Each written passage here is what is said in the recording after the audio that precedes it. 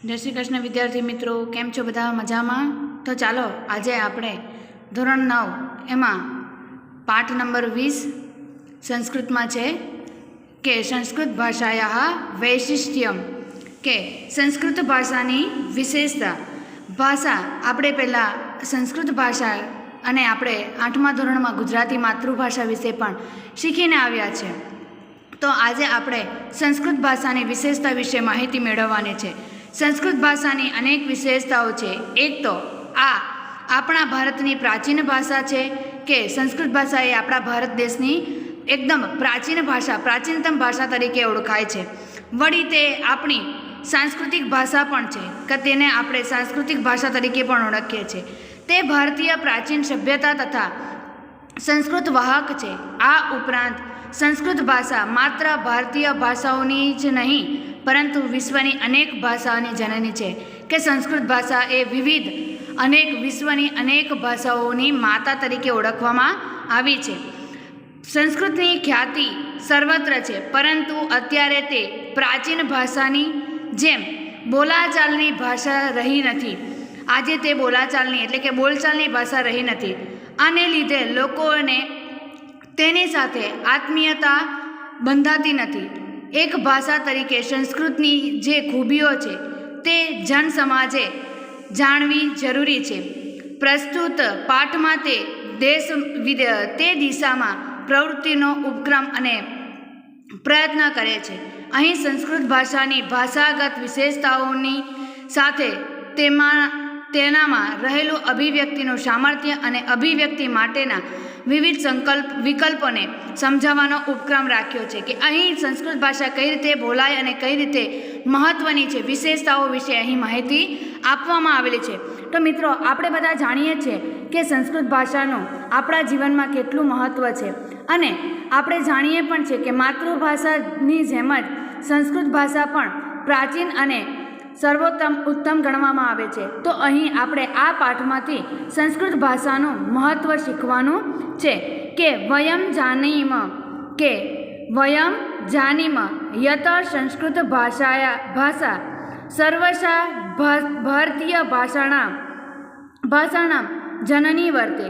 के अहीं शुं कीधुं छे के वयम जानीम यतम संस्कृत भाषाया सर्वशा भारतीय भाषाणां जननी वर्ते के आपणे जाणीए छीए कि संस्कृत भाषा बधी भारतीय भाषाओनी जनेता छे। आपणे बधाने खबर ज छे कि संस्कृत भाषा बधा भारतीयोनी शुं छे माता तरीके ओळखाय छे। अथ च संसारे याः भाषाः सन्ति तासु सा प्राचीनतमा भाषाः के वળી संसारमां ते भाषाओ छे ते सर्वमात सौथी जूनी भाषा है कि ए संसार में भाषा संस्कृत भाषा है तो खरी पण ए शुं छे सौथी जूनी अने सौथी प्राचीन भाषा है। अस्या भाषायाः अनेक विधिं वैशिष्ट्यम् अस्ति के आ भाषानी अनेक प्रकारनी विशेषताओं है। अत्र उदाहरण रूपेण किंचित वैशिष्ट्यं प्रदर्शयामः के आ अहीं કંઈક વિશેષતાઓ પ્રદર્શિત કરવામાં આવેલી છે કે અહીં કેટલીક સંસ્કૃત ભાષાની વિશેષતાઓ તમારી સમક્ષ મૂકવામાં આવી છે।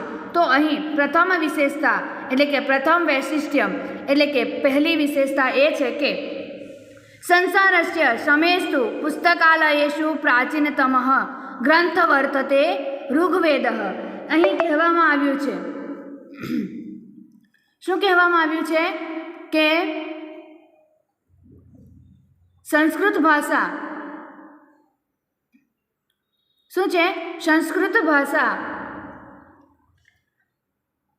संसार में सर्व पुस्तकों में सौथी जूनो ग्रंथ ऋग्वेद है। संस्कृत भाषा में लखायेलो ऋग्वेद नामनो जे ग्रंथ है ए सौथी प्राचीन ग्रंथ तरीके ओळखवामां आवे छे।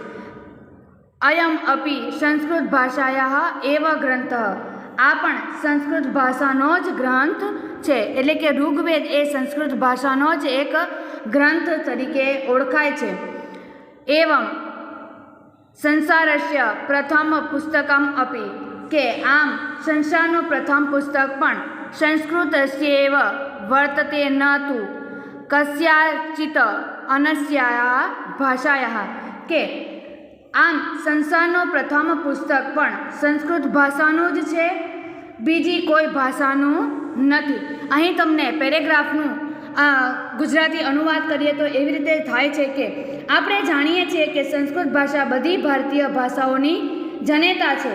વળી સંસારમાં જે ભાષાઓ છે તે સર્વ ભાષાને સૌથી જૂની ભાષા છે. આ ભાષાની અનેક પ્રકારની વિશેષતાઓ છે.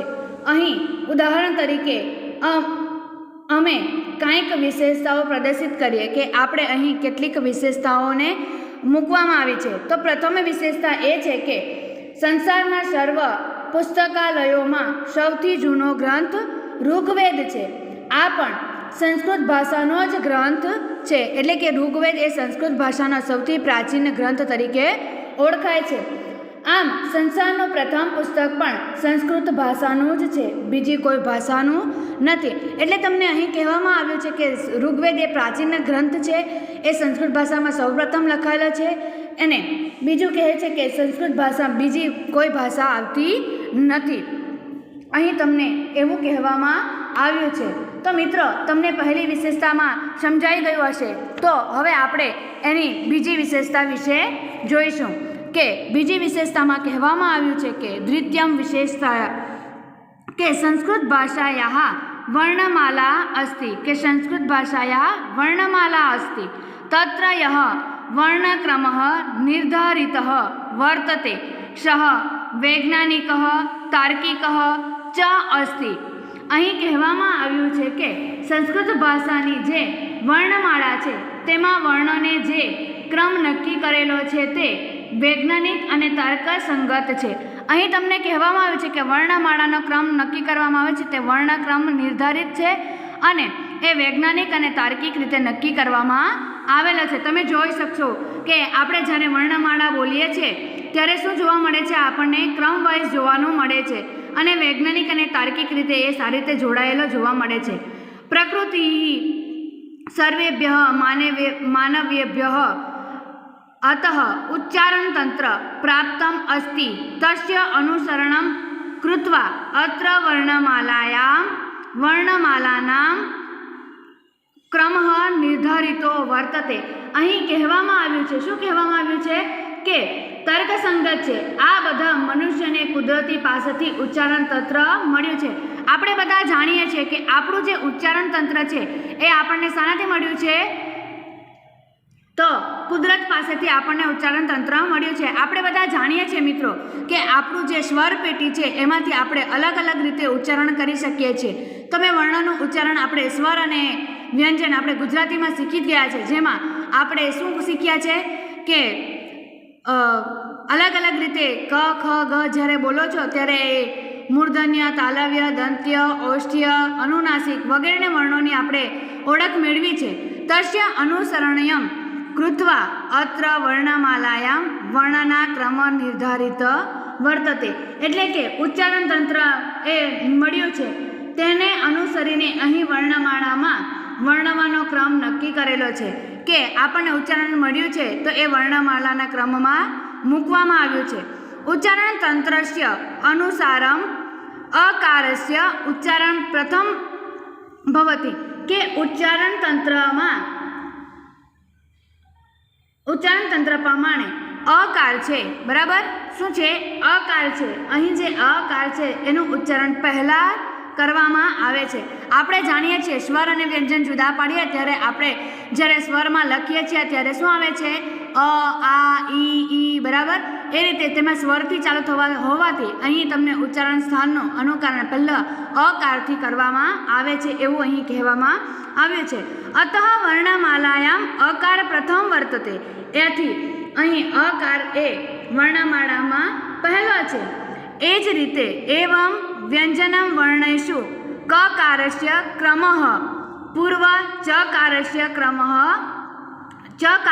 ચ ક્રમઃ પશ્ચાત વર્તતે તસ્યાપી કારણમ ઇદમેવ. કે અહીં તમને કહેવામાં આવ્યું છે, શું કહેવામાં આવ્યું છે કે અકાર ઉચ્ચારણ પહેલું થાય પછી આથી વર્ણમાળામાં અકાર પહેલો છે. એ જ રીતે વ્યંજન વર્ણમાં શું પહેલાં આવે? કકાર પહેલાં આવે છે. બરાબર કે કકારનો ક્રમ પહેલો અને ચકારનો ક્રમ ત્યાર પછી મૂકવામાં આવે છે. તેનું પણ આ જ કારણ છે શું કારણ છે કે એને ક્રમવાઇઝ એટલે કે તાર્કિક રીતે અને વૈજ્ઞાનિક રીતે રજૂ કરવામાં આવવા હોવાથી પહેલાં અકાર લેવામાં આવે છે અને પછી કકાર અને પછી ચકાર લેવામાં આવે છે.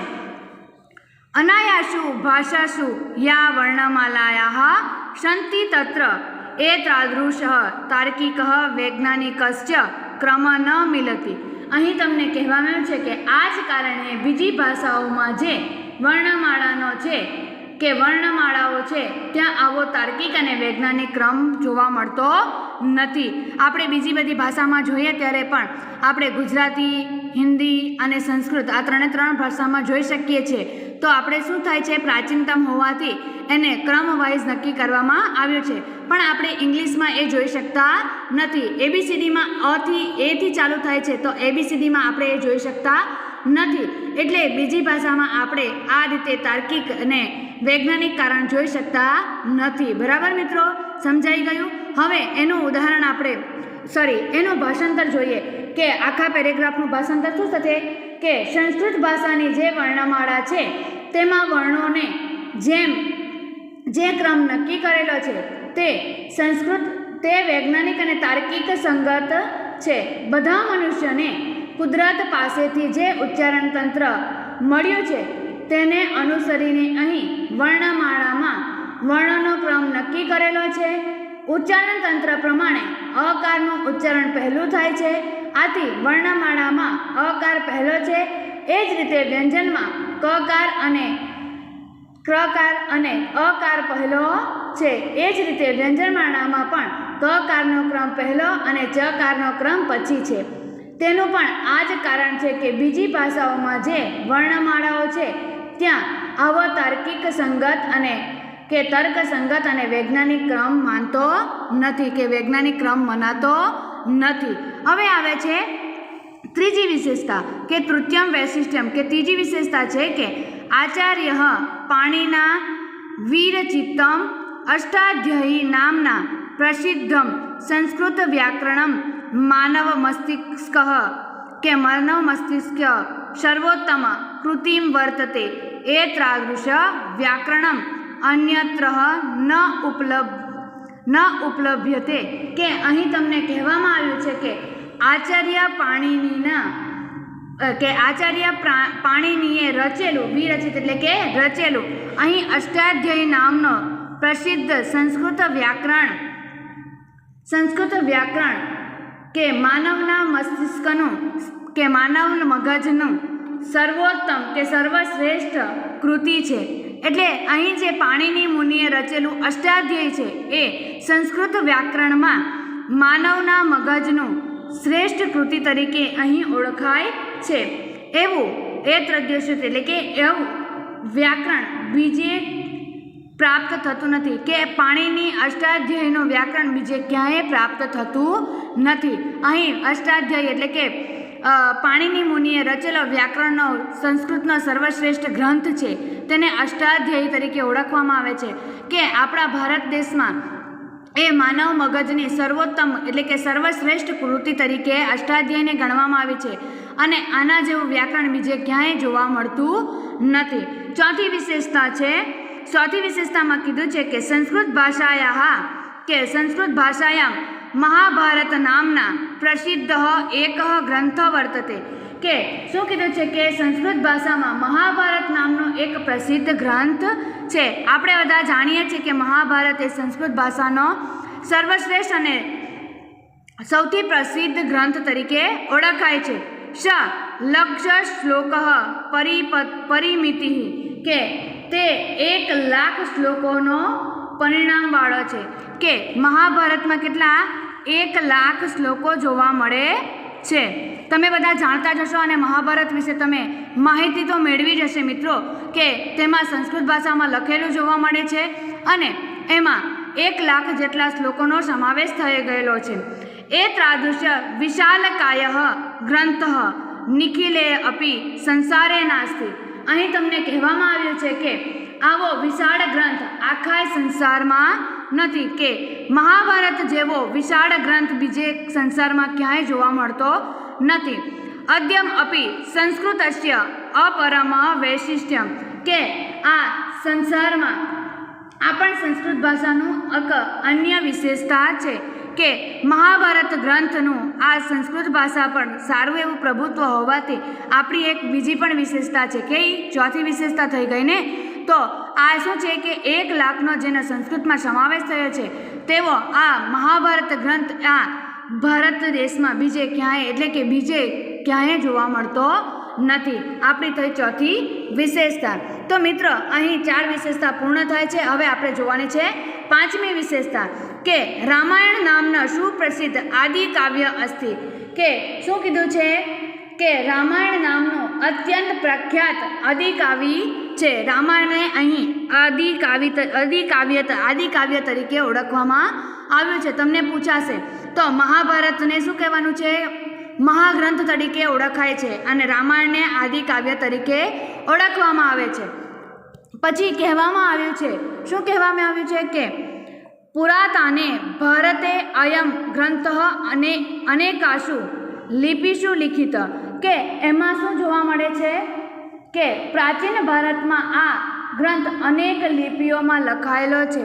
કે એમાં શું થાય છે કે પ્રાચીન ભારતમાં રામાયણ અનેક લિપિઓમાં લખાયેલો જોવા મળે છે। મિત્રો તમે સામાજિક વિજ્ઞાનમાં લિપિઓ વિશે ભણી જ ગયા હશો, બરાબર, કે વિવિધ લિપિઓ આવે છે।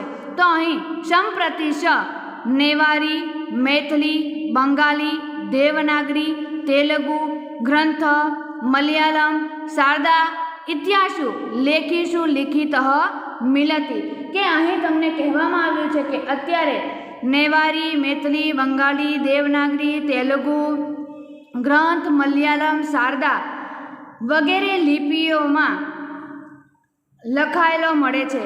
કે રામાયણ નામનો જે ગ્રંથ છે આદિકાવ્ય છે એ આપણને આ બધી જે ભાષા લિપિઓ આપવામાં આવી છે એ તમને બધી લિપિઓમાં જોવા મળે છે। સંસ્કૃત ભાષાયાः एतादृशः बहवः ग्रन्थाः सन्ति ये प्राचीनकाले अनेकासु लिपिषु लिखिता। एतादृशः उपक्रमः अपि संस्कृतस्यैव वैशिष्ट्यं वर्तते, કે પ્રાચીન કાળમાં અનેક લિપિઓમાં લખાયેલા હતા। આવી યોજના પણ સંસ્કૃત ભાષાની જ વિશેષતા છે, કે આ જે બધી લિપિઓમાં લખાયેલું એ પણ એક સંસ્કૃત ભાષાની વિવિધ લિપિઓમાં લખાયેલું છે। તમને મિત્રો અહીં આપેલું છે, જુઓ કે શારદા લિપિમાં આ રીતે લખાય છે, બંગાળી લિપિમાં આ રીતે લખાય છે, ગ્રંથ લિપિમાં અને નંદની નાગરીની લિપિમાં આ રીતે તમને વિવિધ લખાયેલું જોવા મળે છે। તો આ વિવિધ લિપિઓમાં આપણે લખેલું જોઈ શકીએ છીએ અને તમે સામાજિક વિજ્ઞાનમાં લિપિઓ વિશે માહિતી મેળવી જશે। તો તમે આ રીતે સંસ્કૃત ભાષામાં વિશિષ્ટતા કહેવામાં આવે છે કે તો 5મી વિશેષતાનો આપણો આખું ગુજરાતી અનુવાદ જોઈ લઈએ કે રામાયણ નામનું અત્યંત પ્રખ્યાત આદિકાવ્ય છે। પ્રાચીન ભારતમાં આ ગ્રંથ અનેક લિપિઓમાં લખાયેલો છે। અત્યારે તે નેવારી, મૈથિલી, બંગાળી, દેવનાગરી, તેલુગુ ગ્રંથ, મલયાલમ, શારદા ઇત્યાદિ એટલે કે વગેરે લિપિઓમાં લખાયેલો મળે છે। સંસ્કૃત ભાષાના આવા ઘણા ગ્રંથો છે જે પ્રાચીન કાળમાં અનેક લિપિઓમાં લખાયેલા હતા। આવી યોજના પણ સંસ્કૃત ભાષાની જ વિશેષતા છે કે આ જે વિવિધ લિપિઓમાં લખાયેલું છે એક સંસ્કૃત ભાષાની વિશેષતા છે। હવે આવે છે 6ઠી વિશેષતા કે સંસ્કૃત ભાષાયાः પંચતંત્ર નામક ગ્રંથः प्रायः विश्वस्य सर्वासु भाषासु अनुदितः वर्तते, કે અહીં તમને કહેવાયું છે કે સંસ્કૃત ભાષામાં પંચતંત્ર નામનો જે ગ્રંથ છે મોટે ભાગે દુનિયામાં આ સંસ્કૃત